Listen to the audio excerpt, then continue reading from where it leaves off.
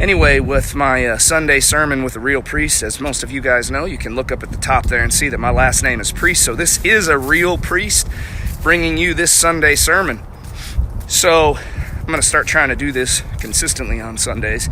I know there's a lot of non-church goers and non-religious people on my timeline, and I respect everybody's views. So, when I say a real priest, not many people can call themselves a real priest without being an actual priest, but I'm legitimately a priest. So, for my little Sunday sermon here, I posted earlier something about, the fact that you don't wait until your life is perfect to enjoy it. And I've done some content before about happiness being a choice, and I truly believe that. And when you're in a place in your life where happiness is rare for you, or it's few and far between, the moments of happiness are few and far between, I challenge you to change your perspective. Because here's the deal with mindset: when it comes to happiness, you choose your happiness.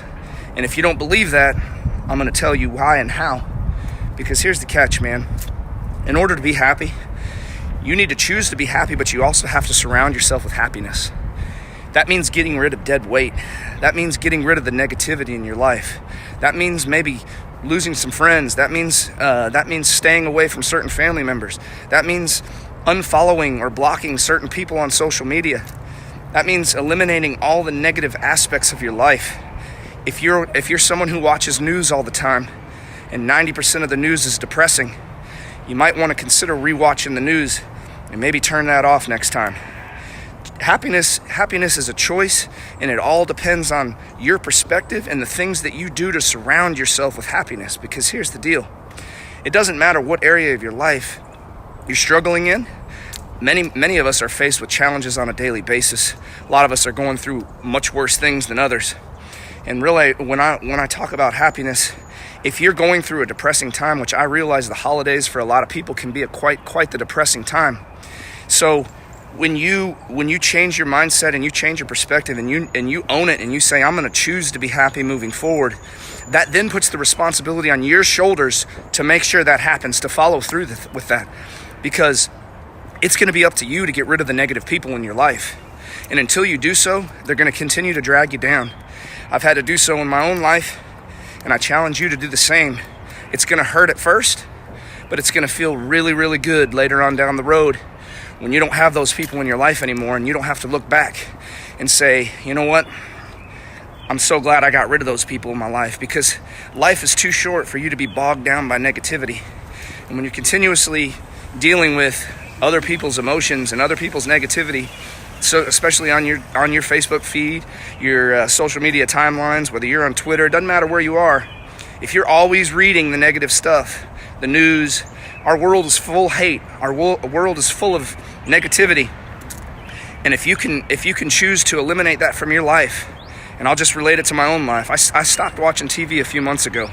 The only TV that I watch now is currently right now, my wife and I will occasionally watch Christmas Vacation or something like that, just to get a little bit of family time in. But the only other thing that I watch is a little 15 or 20 minute segment of Paw Patrol. That's my TV, because we do a little bit of wind down time in the evening for my son. So other than that, I've eliminated TV. I've eliminated news. I rarely get on my Facebook feed. I'm usually posting just for my own content. And I go and I read all my comments on my content and interact with my engaging people. But when I go on my feed and I see negative stuff, I unfollow. I won't unfriend, but I will unfollow. And that's not for you. That's not to be offensive towards anybody. That means I want to eliminate all the negativity in my life, because I'm taking charge and I'm choosing to be happy. Happiness is a choice. And until you learn that and you realize that and you embrace that, you're going to continue to have negativity in your life that's going to bog you down. And it's taken me a while to learn that.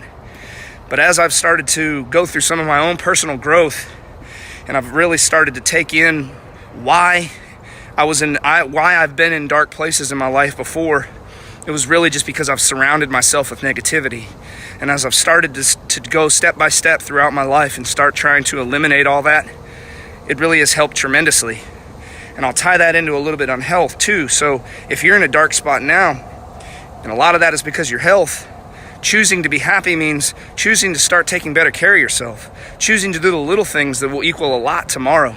You make 1 or 2 steps today, leads to a lot tomorrow. And I'm speaking from experience. You can go back and look through my Facebook feed of the pictures when I was fat, the pictures when I was overweight and going through a tough time. And I understand, I've been there and I've done that, man. And ultimately, it took a lot for me to get out of some of those dark places. I've battled drug addiction. I've battled alcoholism. I dealt with my mom passing away when I was 25 years old. Losing a parent at that age. I had just gotten married. I married my best friend. And a few months later, my mom passed away. So I've had some really dark places in my life. Drug addiction, I spent my 16th birthday in drug rehab. Not many people can say that. Instead of getting a car for my birthday, I got a stay in a drug rehab facility. So the only reason I say that is because I've dealt with just as much adversity and just as many struggles and challenges as most of you have.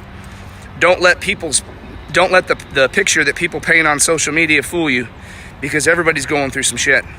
I have some challenges that I deal with every day in my life. Currently, I'm dealing with a 3-year-old that challenges me day in and day out, and there are times where I feel like I'm going to lose it. But I stay grounded, and I know that the bottom line is that he's 3, and that's just expected.